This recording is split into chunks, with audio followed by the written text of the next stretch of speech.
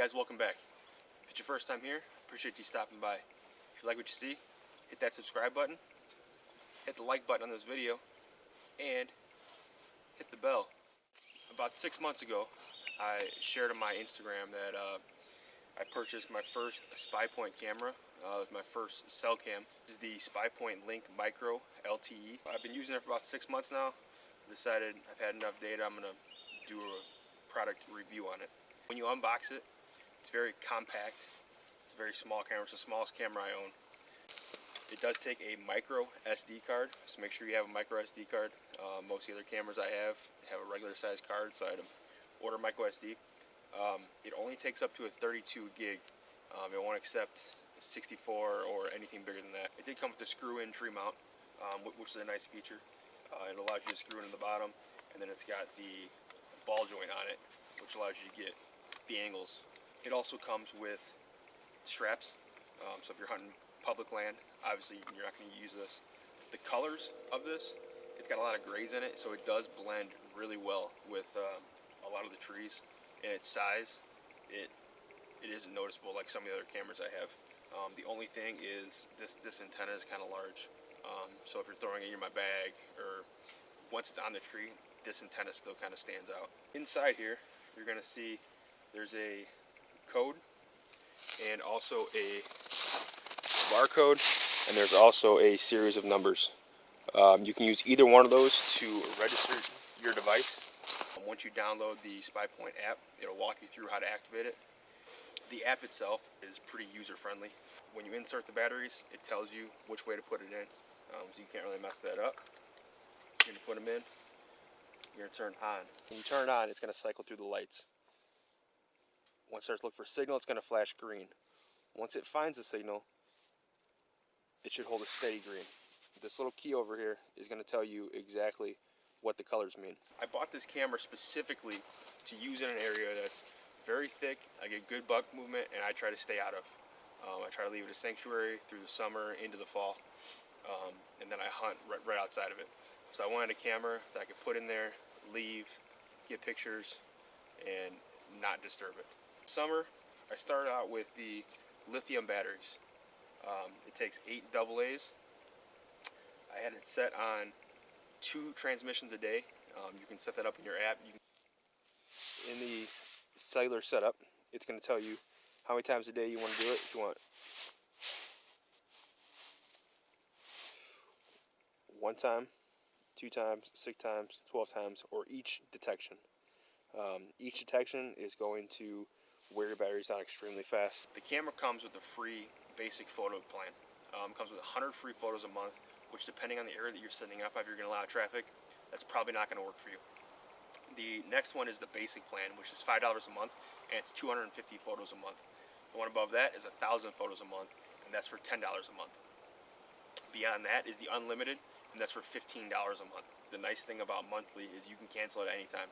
So once the season's over, after this month, I'll just use like a regular trail cam. Camera worked pretty well over the summer.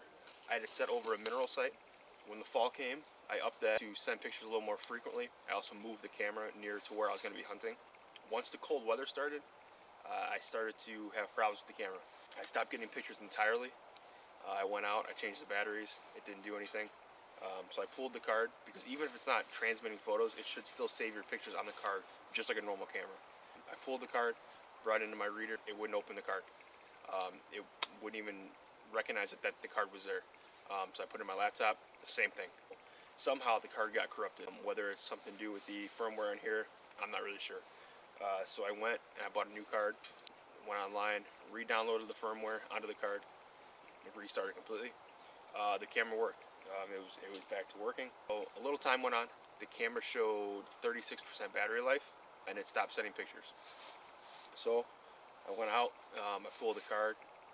The card wasn't corrupt. So I ended up changing the batteries. The batteries were just dead. So the battery life gauge on this isn't 100% accurate. Like I said, it was at 36%, but it was completely dead. It stopped working entirely. I've used both lithium and alkaline AA's. The lithium will give you a much longer battery life. After that last issue with the battery life, I swapped the batteries out, moved the camera again. It was now getting into late season. I moved over to a late season food source. I had that for a few weeks, and then it just completely stopped sending pictures.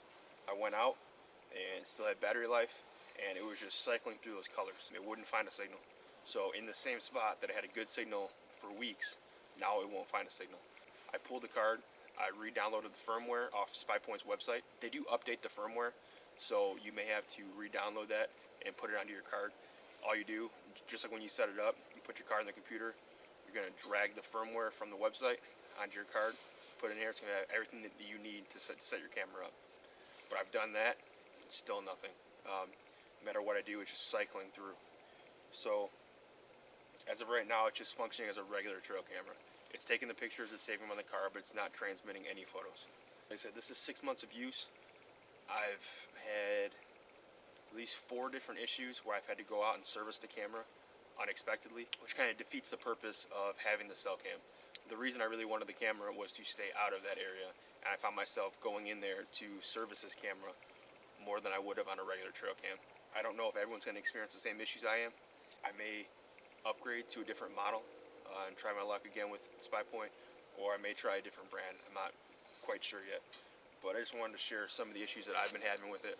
Mainly it's the inaccuracy of the battery life that shows up on your app, so you may not expect to have to go out there and change the batteries, and then the camera just stops working. And now the problem finding the signal.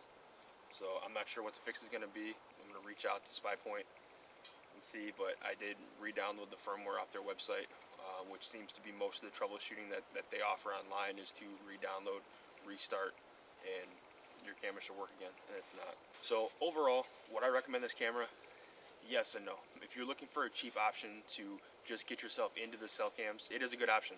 I was very happy with it for the first couple months. It seems like as the weather got colder, I started to have more problems. I don't know if that's coincidence or if it's something to do with the camera itself, but most of my problems have come in the colder weather.